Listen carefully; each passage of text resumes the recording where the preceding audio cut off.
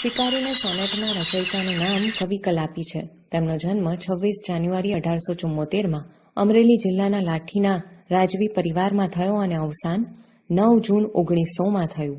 તેમનું મૂળ નામ સુરસિંહજી તખ્તસિંહજી ગોહિલ છે. કાશ્મીરનો પ્રવાસ તેમનો નોંધપાત્ર પ્રવાસ ગ્રંથ છે. આ કાવ્યમાં પ્રકૃતિ જગત અને પ્રાણી જગત સાથેનું સૌહાર્દ અને સૌંદર્ય દ્રષ્ટિને આવરી લીધા છે. વેદોની વસુધૈવ કુટુંબકમની ભાવના અહીં વણાયેલી છે.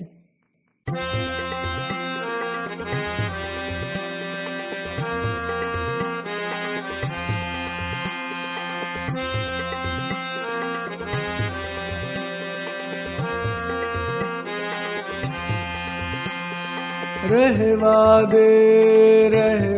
દે આ સંહાર યુવાને તું, ઘટે ના ક્રૂરતા આવી વિશ્વ આશ્રમ સંતનું. પંખીડા ફૂલડા રૂડા લતા ઝરણા તરું, ઘટે ના ક્રૂર દ્રષ્ટિ અહીં ત્યાં વિશ્વ સૌંદર્ય કુમળું. તીરથી પામવા પક્ષી વ્યર્થ આકૃરતા મથે, તીરથી પક્ષી તો નાના કિંતુ સ્થૂલ મળી શકે. પક્ષીને પામવાને તો છાનો તું સુણ ગીતને. પક્ષી તેના પ્રભુ સાથે હૈયામાં મળશે તને. સૌંદર્ય વેડફી દેતા નાના સુંદરતા મળે. સૌંદર્ય પામતા પહેલા સૌંદર્ય બનવું પડે. સૌંદર્ય ખીલવું એ તો પ્રભુનો ઉપયોગ છે.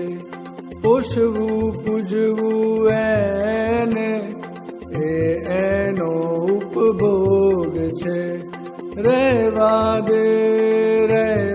દે આ સંહાર યુવાન તું, બધે છે આદ્રતા છાઈ તેમાં કે ભળવું ભલું. સમજૂતી. પહેલી પંક્તિ. રહેવા દે આ સંહાર યુવાન તું, ઘટેના ક્રૂરતા આવી વિશ્વ આશ્રમ સંતનું. આ પંક્તિમાં કવિ કહે છે કે હે યુવાન, તું આ વિનાશ કરવાનું રહેવા દે. તને આવી નિર્દયતા શોભતી નથી. આ સમગ્ર વિશ્વ એ સંતોનો આશ્રમ છે. બીજી પંક્તિ.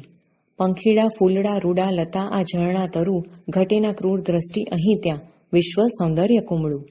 આ પંક્તિમાં કહેવાયું છે કે આ વિશ્વરૂપી આશ્રમમાં સુંદર પંખીઓ, ફૂલો, લતા, ઝરણા, વૃક્ષો વગેરે છે. તો ત્યાં તને આવી ઘાતકી દ્રષ્ટિ શોભતી નથી. આ વિશ્વ કોમળ અને સુંદર છે. ત્રીજી પંક્તિ. તીરથી પામવા પક્ષી વ્યર્થ આ ક્રૂરતા મથે. તીરથી પક્ષી તો નાના કિંતુ સ્થૂલ મળી શકે. આ પંક્તિમાં કહેવાયું છે કે બાણ મારીને પક્ષી મેળવવા તું નાહકનો નિર્દયતાથી પ્રયત્ન કરી રહ્યો છે. બાણથી તને પક્ષી એટલે કે સૌંદર્ય નહીં મળે, પરંતુ કેવળ મૃત પક્ષી જ મળી શકે. ચોથી પંક્તિ. પક્ષીને પામવાને તો છાનો તું સુણ ગીતને. પક્ષી તેના પ્રભુ સાથે હૈયામાં મળશે તને. સૌંદર્યો વેડફી દેતા નાના સુંદરતા મળે. આ પંક્તિમાં કહેવાયું છે કે પક્ષીને મેળવવું હોય તો ક્યાંક છુપાઈને તું એના મધુર ગીત સાંભળ, તો પક્ષી તેના પ્રભુ સાથે તને હૈયામાં મળશે. સૌંદર્યનો નાશ કરવાથી સુંદરતા નહીં જ મળે. પાંચમી પંક્તિ. સૌંદર્યો પામતા પહેલા સૌંદર્ય બનવું પડે. સૌંદર્ય ખીલવું એ તો પ્રભુનો ઉપયોગ છે. પોષવું પૂજવું એનો ઉપભોગ છે. આ પંક્તિમાં કહેવાયું છે કે સુંદરતાનો આસ્વાદ માણવો હોય તો સૌથી પહેલા સૌંદર્ય દ્રષ્ટિ કેળવવી પડે. સૌંદર્ય માણવું એ તો પ્રભુ સાથેનું જોડાણ છે. સુંદરતાનું જતન કરવું, તેનો આદર કરવો એ પ્રભુનો આનંદ માણવા જેવું છે. છઠ્ઠી પંક્તિ. રહેવા દે આ સંહાર યુવાન તું, બધે છે આ દ્રઢતા છાઈ તેમાં કઈ ભળવું ભલું. આ પંક્તિમાં કહેવાયું છે કે હે યુવાન, આ સંહાર કરવાનું તું રહેવા દે. ચારે બાજુ આ દ્રઢતા છવાયેલી છે. તેમાં થોડો ઘણો સહકાર આપવામાં જ આપણું ભલું છે.